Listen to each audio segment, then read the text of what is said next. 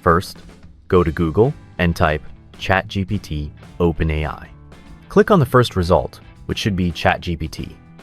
Once the website opens, you need to sign in.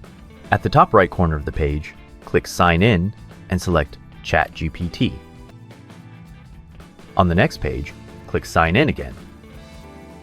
You'll see 4 options to sign in: Google Gmail account, Microsoft account, Apple account, phone number. For this example, I'll use Google. If you have multiple Gmail accounts, you'll be asked to select one. Click on the email you want to use. That's it. Your account is now created.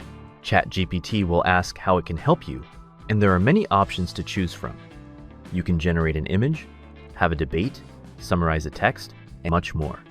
Let's start with something simple. How do I use ChatGPT? It will then provide you with detailed information on how to use it.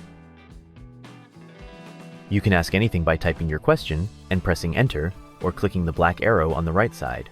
For example, you can ask, "Why is the sky blue?" and in just a few moments, ChatGPT will give you the answer. If this video was helpful, please leave a like and subscribe to the channel.